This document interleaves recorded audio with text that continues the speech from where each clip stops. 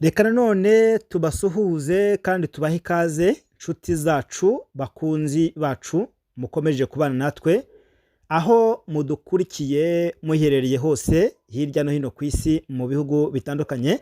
Tubifurije amahoro y'Imana n'imigisha kugira ngo bikomeze bibane namwe mu byo mukomeje kugenda mukora byose, nkuko twabemereye ko tugomba kubagezaho update z'ibikomeje kubera mu burasirazuba bw'igihugu cya Kongo. Amakuru ni menshi cyane, ariko niba rubanye natwe bwa mbere kanda kuri subscribe kugira ngo uzajye ubasha gukurikirana ndetse no kumenya impinduka ziba zikomeje kugenda ziba. Guhera rero mu gicuku cyo kuri uyu wa gatanu cyangwa se cyo kuwa kane, hongeye kumvikana urusaku rw'imbunda ziremereye cyane mu bice bitandukanye byo muri Kivu y'Amajyepfo, nkuko tubikesha ibinyamakuru bikomeye cyane bikomeje gukurikiranira hafi bibera muri kiriya gihugu cya Kongo. Urusaku rw'imbunda nyinshi cyane rwaraye rwumvikanye mu bice by'umujyi wa Uvira uherereye mu ntara ya Kivu y'Amajyepfo, nyuma y'aho ingabo za Kongo zarashe ubwo zageragezaga guhungabanya umutekano ndetse no gusahura imitungo y'abaturage nk'uko byaje gutangazwa. Byabaye rero mu masaha y'isaa 4 zishyira mu masaha y'isaa 5 z'ijoro ryo kuri uyu wa kane buri buke ari ku wa gatanu ku itariki 8 z'ukwezi kwa gatanu 2025. Amakuru akavuga yuko abasirikare ba FRDC bari bagiye kwiba aho bita muri Kavimvira, akaba ari mu gace rero ko aho bita muri Rugezi.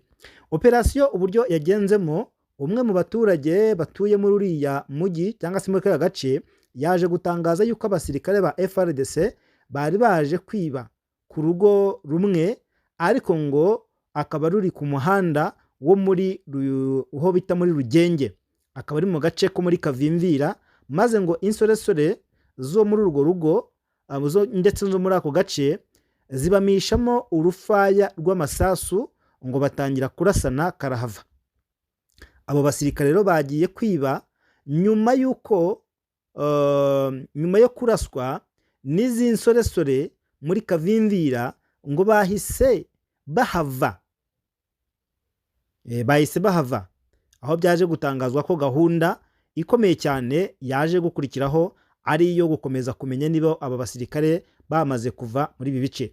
Kugeza kuri ubu ngubu nta by'igisirikare cyari kigeze gitangaza ku byangiritse cyangwa se ababa barashwe, usibye ko ruriya rusaku rw'imbunda rwakanze cyane abaturage, ubundi ngo bamwe bagatangira guhunga.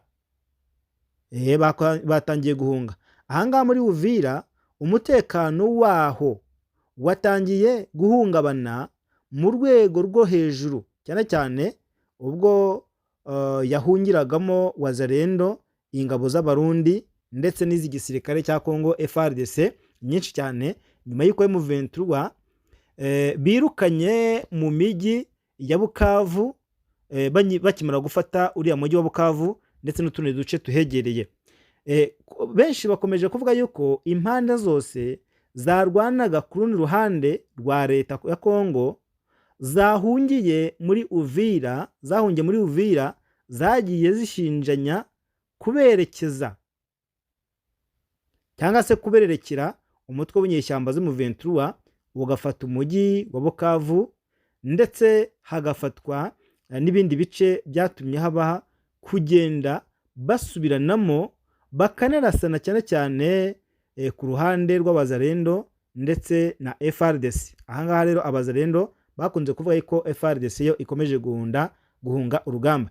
Ikindi kandi cyatumye umwuka mubi hagati y'Abazalendo ndetse na FRDC, ndetse uko Kinshasa yagiye ihemba abasirikare ba FRDC amafaranga yabo y'ukwezi, mu gihe Abazalendo barimo bicira isazi mu jisho.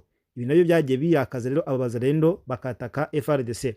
Mu byumweru bibiri bishize nabwo impande zombi zararasanye karahava cyane, ubwo bari ku ruhande rwashinjaga uruhande kuba ari rwo rwarashe mu cyerekezo hano muri Uvira.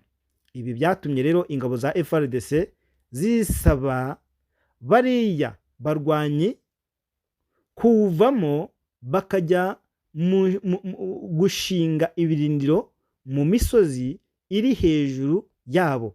Nyuma y'uko bananiwe kumvikana, abazarendo bagiye bitatura FRDC mu gihe bavuga bati abangaba bakomeje kutubangamira, ndetse no ku rugamba ntabwo dukomeje kurwana neza nk'uko twagombaga kubikora.